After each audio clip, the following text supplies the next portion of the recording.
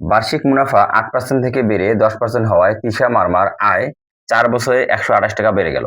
তার মূলধন কত ছিল? ঠিক আছে, বার্ষিক মুনাফা আগে ছিল হচ্ছে 8%, এখন হচ্ছে 10% হওয়ায় 128 টাকা বেড়ে গেছে। যেহেতু বার্ষিক মুনাফা বেড়ে গেছে, তাই তার বছরে মুনাফাটাও বেড়ে গেছে। ঠিক আছে, বার্ষিক মুনাফাটা হচ্ছে 100 টাকায় 1 বছরের মুনাফা, আর এই মুনাফাটা হচ্ছে মোট মুনাফা। ঠিক আছে, তাহলে এই মূলধনের উপর মোট মুনাফাটা 128 টাকা বেড়ে গেছে, কিন্তু তার মূলধন মানে কত ছিল? মূলধন মানে হচ্ছে আসল কত ছিল। ঠিক আছে, তাহলে আমরা লিখতে পারি যে বার্ষিক মুনাফা বেড়ে গেছে না, তাহলে বার্ষিক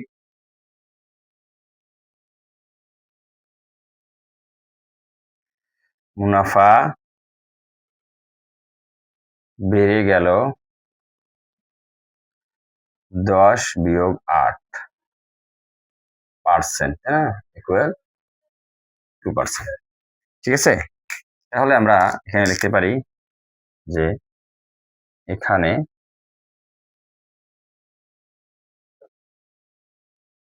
এখানে কি কি দেওয়া আছে দেখো তো। মুনাফার হার,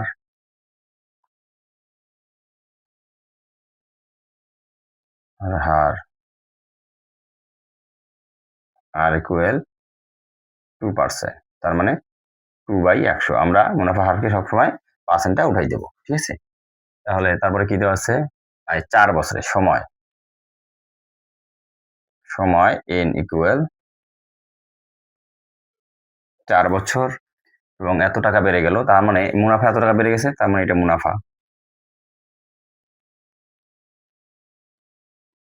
মুনাফাকে আয় দ্বারা প্রকাশ করা হয় 128 টাকা। এবং মূলধন মানে কি? আসল,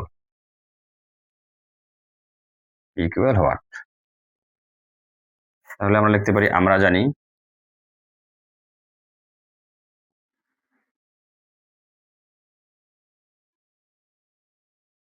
জানি মুনাফা I equal P R N, বা আমাদের মূলধন চাইছে, তাহলে আমরা পিটা এদিকে রাখবো, আই ওদিকে যাবে, আর এন। ওকে, এই পিটা এদিকে আসবে এবং আইটা ওদিকে যাবে, এবং পি বাদ দিয়ে যেটা থাকবে সেটা নিচে আসবে। বা পি ইকুয়াল আই ইকুয়াল কত দেওয়া আছে? 128 টাকা। আর ইকুয়াল কত দেওয়া আছে? 2/100 টাকা, 100 গুণন এন দেওয়া আছে কত? 4। ওকে, বা পি ইকুয়াল আমরা লিখতে পারি 128, এখানে 4×25 100 হয়, তাহলে নিচে কি থাকে? উপরে থাকে 2, নিচে থাকে 25। বা পি ইকুয়াল 128 ভাগ উল্টে গুণ হবে, হ্যাঁ, গুণ উপরে যাবে 25, নিচে যাবে 2। ঠিক আছে, তাহলে সুতরাং 6 2 12,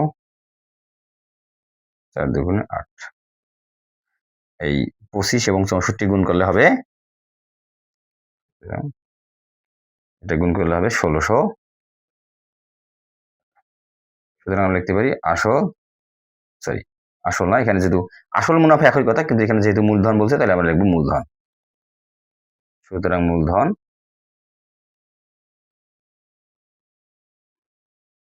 1600 টাকা। এটা হচ্ছে উত্তর।